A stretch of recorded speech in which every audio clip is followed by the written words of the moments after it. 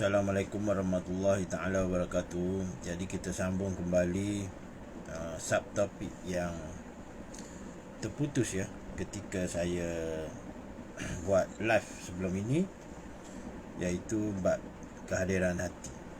Sebelum pada itu, marilah kita sama-sama menghadiahkan pahala Al-Fatihah kepada pengarang kita ini, iaitu Al-Imam Al-Ghazali rahimahullah ta'ala. Al-Fatihah. A'udzubillahi minasyaitonirrajim. Bismillahirrahmanirrahim. Alhamdulillahi rabbil alamin arrahmanir rahim maliki yaumiddin. Iyyaka na'budu wa iyyaka nasta'in. Ihdinas siratal mustaqim. Siratal ladzina an'amta 'alaihim ghairil maghdubi 'alaihim waladdallin. Amin. Amin ya rabbal alamin. Hudur hati ya, kehadiran hati. Masih lagi bab yang kelima. Bab kelima ni panjang ya, bercerita pasal solat. Ketahuilah bahawa kehadiran hati itu disebabkan adanya perhatian terhadap apa-apa yang sedang dilakukan itu. Kita tentu memaklumi bahawa hati kita itu akan mengikut apa-apa yang menjadi perhatian kita. Maknanya apa yang kita ralik di atas dunia ini, apa yang kita asyik di atas dunia ini, itulah yang akan timbul di dalam solat kita. Kalau kita banyak masa menghabiskan kepada WhatsApp, maka perkara yang dalam WhatsApp itulah yang timbul. Kalau kita jenis kaki racing kereta, maka yang akan terbawa-bawa ke dalam solat kita.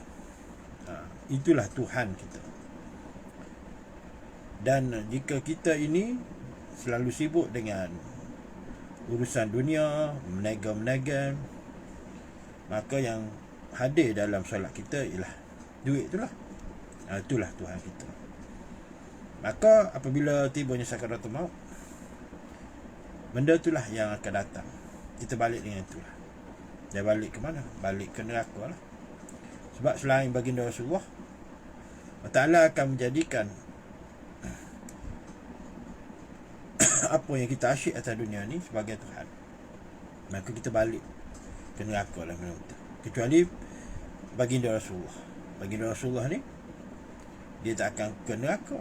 Dia akan pergi ke syurga yang paling atas, paling tinggi, iaitu syurga Firdaus. Jadi kena balik dengan baginda Rasulullah. Jadi tidak mungkin hati itu akan hadir melainkan adanya perhatian terhadap sesuatu. Macam berkata tadi lah, apa yang kita asyik, yang apa kita ralik, apa yang kita banyak menghabiskan masa, itulah Tuhan kita. Dia menjadikan nafsu-nafsu mereka sebagai Tuhan. Ada yang menjadikan ayat-ayat tu sebagai Tuhan pun ada. Baca ayat ni jadi macam ni, baca ayat ni jadi macam ni. Baca ayat seribu dinar jadi kaya. Maka dia baca ayat tu, tapi tuang kepada ayat tu tak kenal. Tu maksud saya. Apabila ada suatu perkara yang menjadi perhatian kita, pastilah kehadiran hati akan menjelma. Sama ada kita kendaki dan kita usahakan atau tidak, kehadiran hati akan datang walaupun kita inginkan atau tidak. Sebab hati itu memang dibuat dan dicipta untuk ini dan tertakluk kepadanya. Hati apabila tidak hadir dalam solat, tentulah hati itu tidak berdiam sahaja tanpa memikirkan apa-apa. Hati pasti berlaga-laga ke sana kemari dan memikirkan sesuatu yang menjadi perhatian kita, dan ke arah hati itu digunakan. Maknanya, kalau kita tidak kenal hati itu, diri batin kita itulah, maknanya kita tidak menyaksi dia, kita tak pernah kenal dia. Maka dalam solat tu dia melelong lah, pergi ke lain, pergi sini, pergi situ, dia merayap. Dia tak tetap, tak istiqamah. Hal ini tentulah perkara-perkara yang berhubung dengan urusan keduniaan. Barang-barang hilang pun jadi ingat dalam solat tu, kerana hati tu melau Jadi tidak ada daya dan atau penawar lain untuk menghadirkan hati melainkan dengan mengarahkan perhatian yang sepenuhnya kepada solat yang dilakukan. Perhatian ini tidak mungkin dapat diarahkan kepada solat dengan mudah jika tidak diinsafi dengan sebenarnya bahawa hati itu dituntut untuk cenderung ke arahnya. Maknanya nak paut hati itu duduk di atas landasan yang sebenar bukan perkara yang mudah jika tidak diproses. Mana nak prosesnya kena proses di alam di di peringkat syahadah lagi lah. Syahadah tauhid, syahadah rasul, proses bab nafi sebab di situ. Barulah boleh menghadirkan hati di dalam solat. Perkara yang sedemikian ini boleh dilakukan dengan keimanan dan kepercayaan bahawa penempatan di akhirat itu adalah lebih baik dan kekal. Maknanya kita kena ingat bahawasanya di dunia ini ialah tempat persinggahan saja, manakala di akhirat itu ialah tempat kekal dan abadi lah. Bahawasanya solat merupakan suatu jambatan dan wasilah untuk meraih kebahagiaan di sana di akhirat. Sebenarnya apabila kita bersolat tu, kita berada di sana dah. Kalau kita sedar lah, kalau kita tahu. Sebab solat ni hubungan di antara makhluk dengan pencipta, Khalik. Wali-wali dia suka bersolat. Pasal apa? Dia boleh berbicara dengan Allah Ta'ala. Dia boleh Mi'raj. Mi'raj ni berbicara lah, berdialog. Jadi yang kedua, memahami maksudnya. Perkara ini muncul sesudah kehadiran hati. Fikiran yang berpusat untuk memahami apa-apa yang tersirat dalam bacaan yang dibaca. Penawarnya ialah sebagaimana di atas. Di samping terus memusatkan pemikiran dan menumpukan segala perhatian serta menolak segala godaan yang terlintas dalam hati. Cara menolaknya pula dengan menghentikan dan memutuskan segala perkara yang menyebabkan timbulnya sebab-sebab yang mempengaruhi atau mengajak jiwa untuk memikirkan perkara-perkara yang menggoda. Maknanya sebelum kita akad takbir itu kita dah ihram. Kita dah mengharamkan selain daripada Allah Ta'ala, masyaallah atau ghairullah. Ketiga, mengagungkan ini adalah keadaan hati yang terhasil daripada dua makrifat pengetahuan, iaitu pertama, makrifat kepada keagungan Allah SWT serta kebesarannya, dan ini termasuk salah satu daripada pokok keimanan. Kedua, makrifat kepada kehinaan diri sendiri serta kerendahan diri. Maknanya sifat tawaduk kita lah, rendah diri. Mengenali diri sebenar-benar diri, bahawa diri adalah hamba. Kita ni hamba. Sebenarnya kita ialah rohani. Dan nurani itulah Muhammad. Dan Rabbani itulah Ahmad. Semata-mata yang ditaluki dan diperintah untuk dikuasai sepenuhnya oleh penciptanya. Maknanya diri kita ni hak milik Allah Ta'ala. Jadi kita kena sujud, patuh, taat, mengabdikan diri. Apa yang dia perintah tu kita kena buat. Akhirnya daripada dua makrifat tersebut akan muncullah perasaan tenang, tenteram, khusyuk kepada Allah SWT. Hal inilah yang dikehendaki, iaitu dengan mengagungkan Allah SWT. Mengagung ni maknanya semasa kita takbir tu Allahu Akbar. Mengagung-agungkan dia, memuji dia. Puji memuji. Ahmad puji, Muhammad memuji. Takut dan takwa. Yang keempat, hal ini adalah keadaan jiwa yang lahir daripada makrifat kepada kekuasaan Allah, kebesaran pemerintahannya, dilaksanakan segala kehendaknya dengan perhatiannya. Tak semuanya itu. Seandainya Allah memusnahkan semua orang yang terdahulu, kita tengok kaum Ad, kaum Samud dan semua orang yang akan datang. Maknanya dunia ni akan kiamat.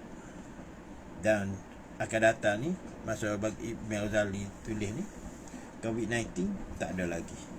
Maknanya kita tengok ramai yang dah meninggal, terutamanya di India. Dan wabak COVID-19 ni di negara kita hampir dari segi jumlahnya hampir statistiknya dengan India. Nescaya tiadalah kekurangan di dalam kerajaannya sedikit pun walau sebesar debu. Hanya tidak kurang, maknanya tidak terjejah pun kerajaan Allah Ta'ala itu pasti akan bertambah rasa takut dan ketakwaannya kepadanya. Kelima, mengharap. Mengharap ni khaja.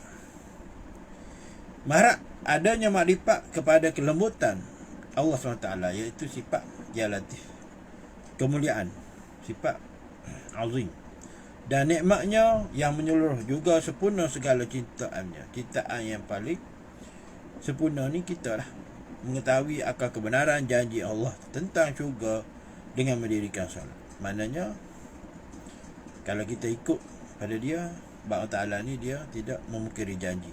Bila keyakinan yang sedemikian ini sudah ada dan janjinya sudah dipercayai, juga makrifat kepada kelembutan Allah sudah mendalam, maknanya Ya Latif, maka jadilah pengharapan itu akan timbul.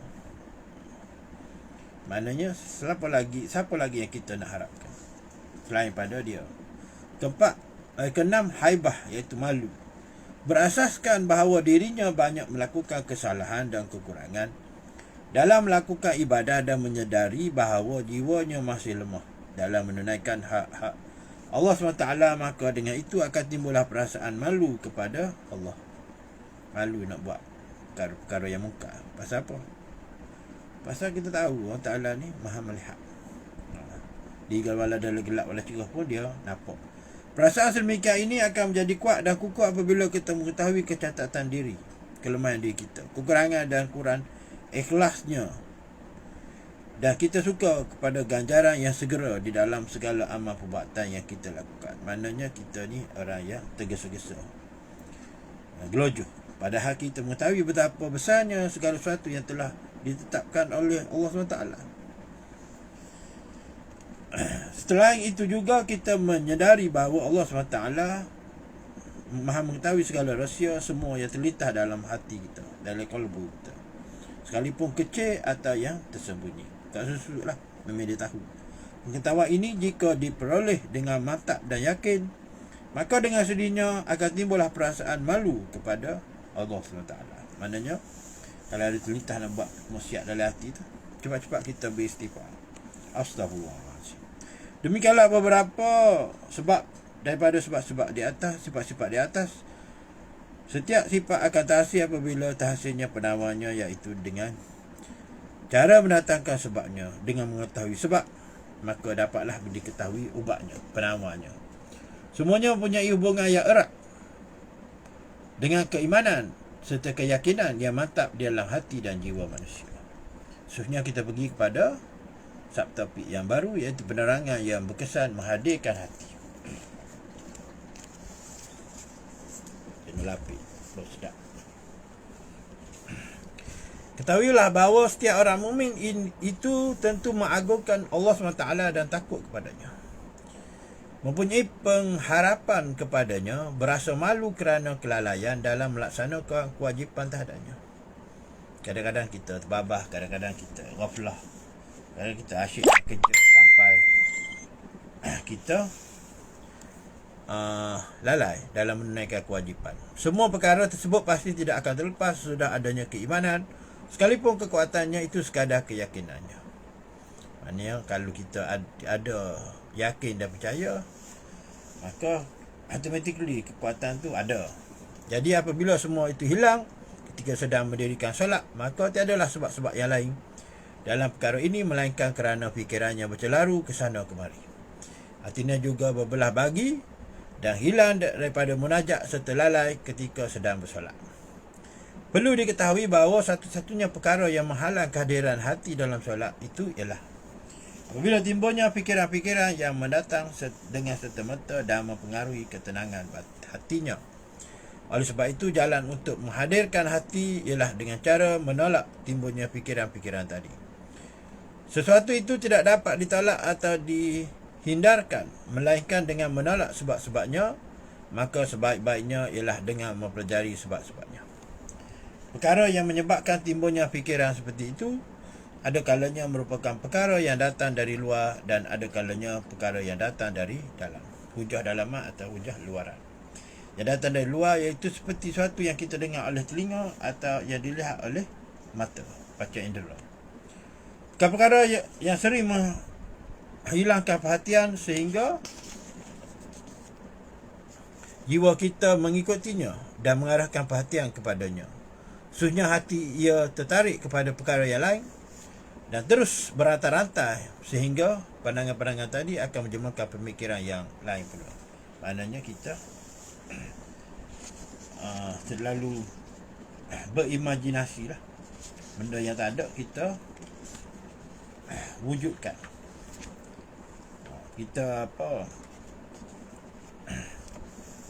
memikirkan perkara-perkara yang tidak sepatutnya. Seorang yang kukuh niatnya, tinggi dan kuat perhatiannya kepada kekhusyukan dalam solat, nescaya segala apa yang didengarnya atau dilihat olehnya tidak akan melalaikan jiwanya, seolah-olah seluruh panca inderanya tertutup daripada perkara-perkara tersebut.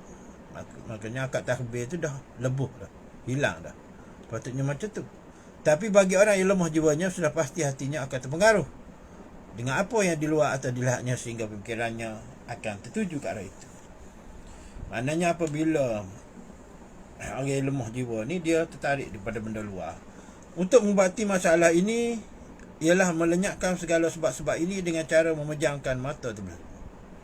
Kena pejam mata untuk khusyuk dan meninggalkan apa-apa yang ada di hadapannya yang ada mengganggu panca inderanya. Kena belajar solat pejam mata. Memang makruh pejam mata, tapi dikata kena ajar lagu tu dulu. Untuk ini ada baiknya kalau suatu solat, seorang itu mendekatkan dirinya ke arah dinding yang ada di hadapannya sehingga tidak terlalu luas pemandangannya. Maknanya sempitkan skop pandangan itu. Sebab baiknya hendaklah dijaga agar kita tidak bersolat di tempat-tempat yang berdekatan dengan jalan, tempat laluan orang, atau tempat keramaian, atau tempat yang dipenuhi dengan ukiran-ukiran, atau tempat yang mempunyai lantai yang berwarna-warni dan indah, kerana mengganggukan kekhusyukan kita. Sebab-sebab yang datang dari dalam adalah lebih hebat pengaruhnya. Hal ini kerana kita sedia maklum bahawa seorang yang perhatiannya bercelaru dalam persoalan-persoalan yang berkaitan dengan keduniaan, pastilah fikirannya itu tidak dapat dipusatkan atau diarahkan kepada suatu perhatian yang tertentu. Pemikiran kita akan terus berterbangan dari satu sudut ke sudut yang lain. Oleh sebab itu, jalan menghindarnya ialah dengan melenyapkan pemikiran-pemikiran itu dari batin dan jiwa kita secara paksa, yakni dengan memahami apa-apa yang tersirat dalam bacaan solat. Hal ini terus direnungkan dengan teliti agar tidak terpengaruh dengan perkara-perkara lain. Perkara yang sedemikian dapat dilakukan dengan persiapan yang dilakukan oleh seseorang sebelum memulakan solat. Sebelum kita nak mula solat tu, dan sentiasa memperbarui jiwanya dan terus mengingati akhirat. Kena ingat akhirat. Bermunajat kepada Allah SWT serta mengenangkan betapa kerdilnya berdiri di hadapan Allah SWT. Jadi Allah Ta'ala ni bukan bertepat, tapi seolah-olahnya macam itulah. Padahal dia maha mengetahui segala isi hatinya. Sebab kita duduk cermin lah, bukan diri kita tu duduk dalam cermin, duduk depan kita.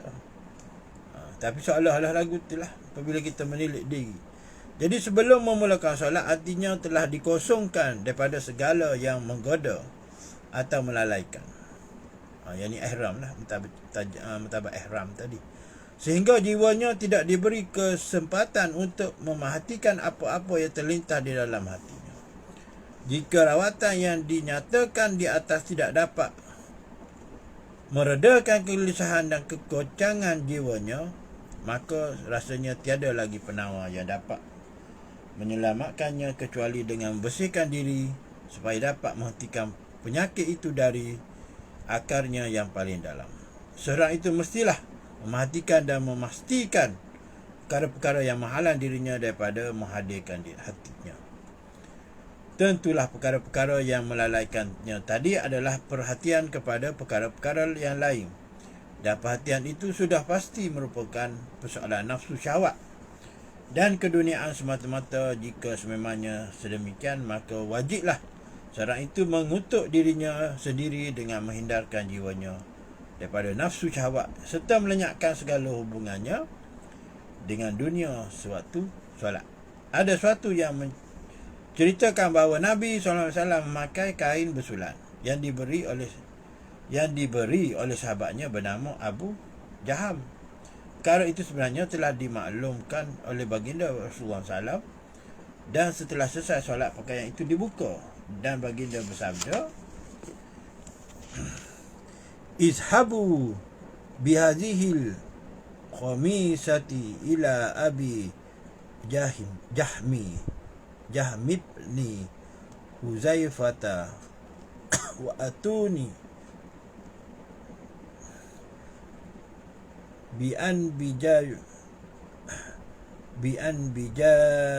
bijanibati fa innaha alhatni inafan fil salati. Artinya, pergilah dengan pakaian yang ini kepada Abu Jaham dan Huzaifah, dan bawalah ia kemari kain kosong. Abu Jaham sahaja, yakni yang tidak bersulam, sebab ia melalaikan jiwaku sewaktu aku bersolat tadi. Hadis ini diriwayatkan oleh Bukhari dan Muslim. Okey.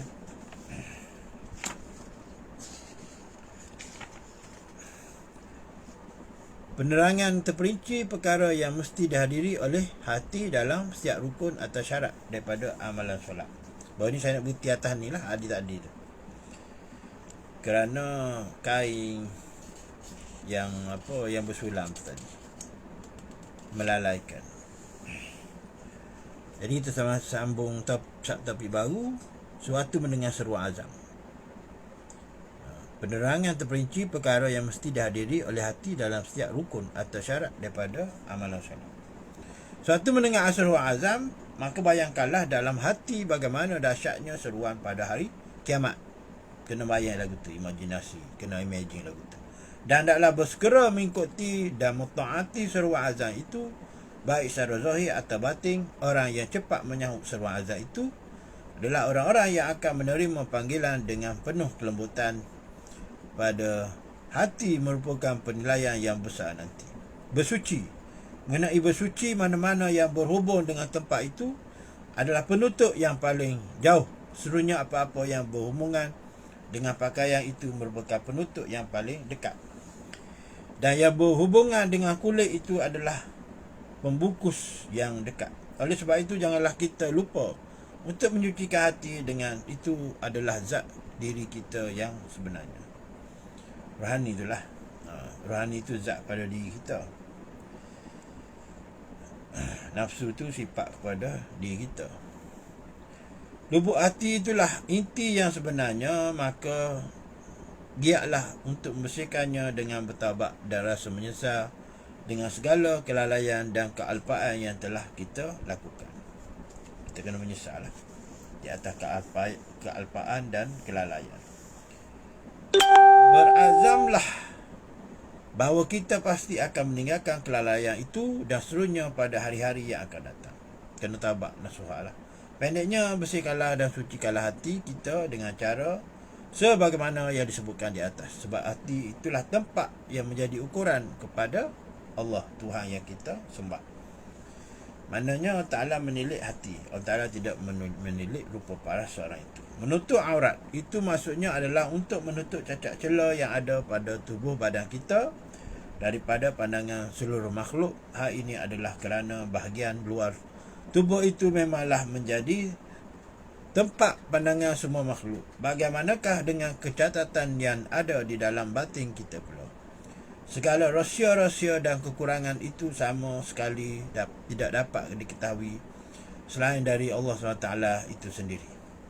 Oleh sebab itu, carilah kecacatan yang ada dalam diri kita, kemudian berusahalah menutupnya dengan jiwa saudara. Yakinlah dan percayalah bahawa tiada satu tutupan yang dapat menghalang pandangan Allah SWT. Penyesalan, malu dan takut kepada Allah adalah cara yang terbaik untuk menebus kecacatan dan kekurangan yang ada pada diri kita.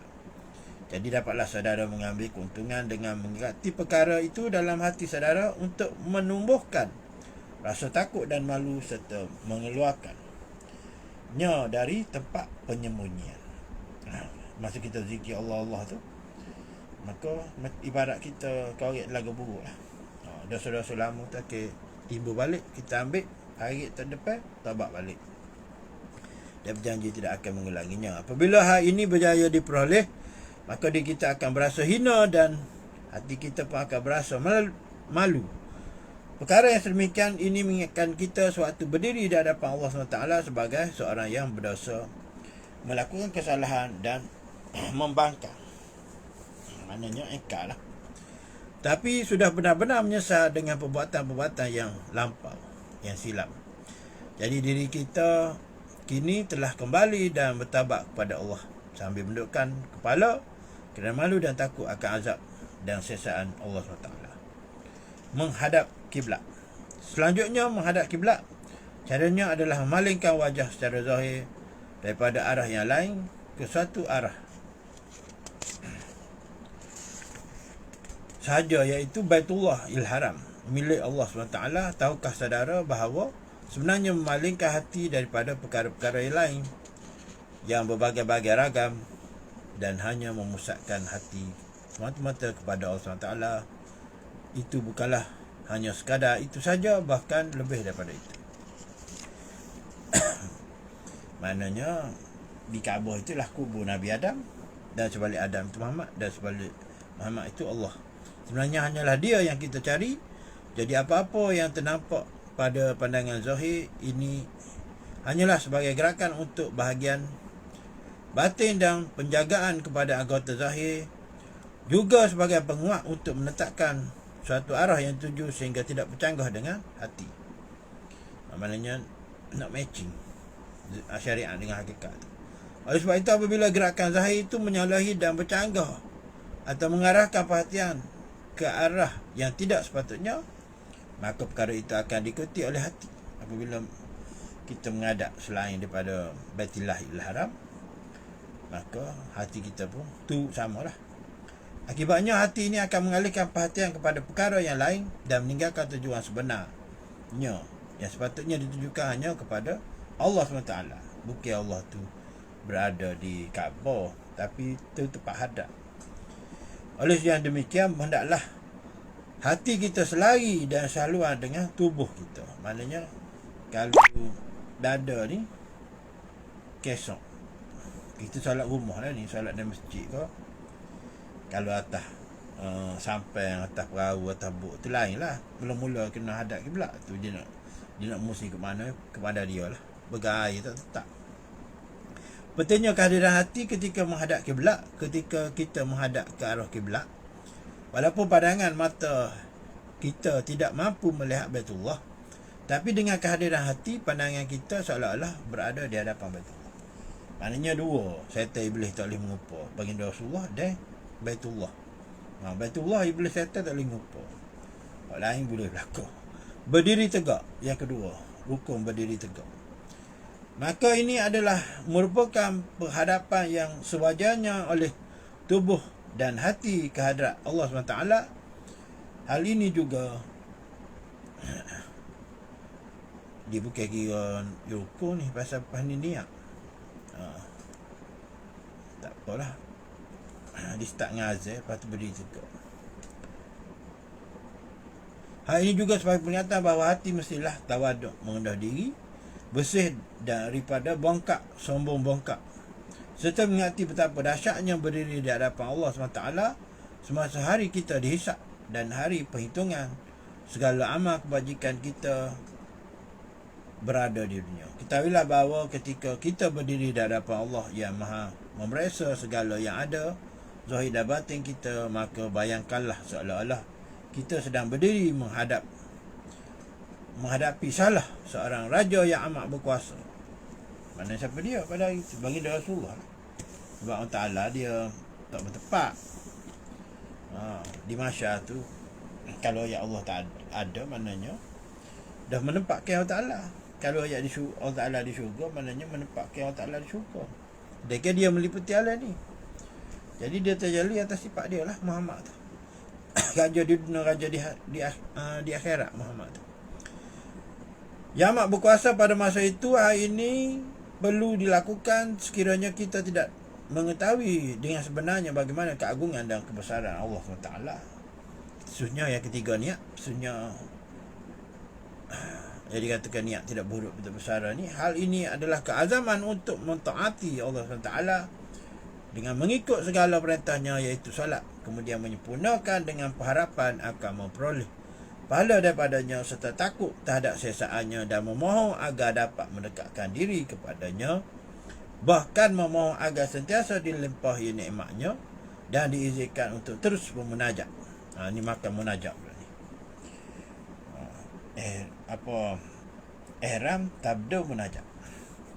Disertai dengan kisapan betapa banyaknya kesalahan yang telah dilakukan. Dengan cara yang demikian, maka akan besarlah nilai munajat itu dalam jiwa. Munajat Nabi Allah Musa ni begitu sinar. Perlu diperhatikan juga dalam fikiran kita, siapakah zat yang kita munajat. Zat Ta'ala, Ahmad tu lah. Bagaimana cara bermunajat dan apa ucapan yang kita ucapkan suatu bermunajat. Pada waktu itu sepatutnya kita akan berkeringatlah kening kita kerana perasaan malu pada zat yang maha besar. Akan gemetarlah semua sendi kerana ketakutan dan akan pucatlah seluruh wajah kerana perasaan takut yang mendalam kepada Allah Taala. Benda ni dah berlaku belum? Dari segi hakikatnya dah berlaku. Dari segi syariatnya belum. Kena ayat gitu.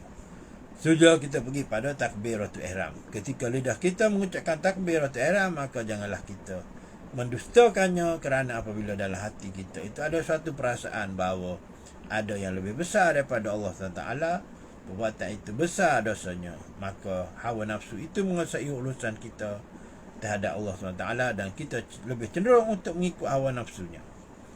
Maka ini bererti kita telah membesarkan hawa nafsunya. Macam berayat tadi lah, mengambil hawa nafsu sebagai Tuhan dan kita mengangkatnya sebagai Tuhan. Ya dah. Belum baca, kita tengok super mana ada connection antara yang ambo praktikkan dengan kitab ni. Memang ambo sebelum ni dah baca kitab Ihya Ulumuddin, tapi cetakan lain itu Indonesia. Kalau ada cetakan Malaysia pun dia panggil Hasiah Hidayatul Salik. Jadi apabila kita mengucapkan Allah Akbar itu hanyalah semata-mata di bibir saja. Dia Allah Akbar ni ada barang dia. Sebaliknya hati mesti yakin dan percaya kebesaran Allah. Alangkah besarnya pahala, besarnya bahaya atas perlakuan yang sedemikian ini. Sebut Allah Akbar tapi hati tak tersedik. Dan jika terjadi demikian, segeralah disertai dengan taubat, maknanya minta ampun dan memohon keampunan daripada Allah SWT. Selain itu kita juga mestilah berbaik sangka di atas kemuliaannya dan pengampunannya terhadap hamba-hambanya. Jadi kita beradu di sini dulu. InsyaAllah esok-esok, malam esok kita mula dengan yang kelima, iaitu doa iftitah. Amba sudahi dengan lafaz yang mulia. Wabillahi taufiq wal hidayah. Wassalamualaikum warahmatullahi taala wabarakatuh.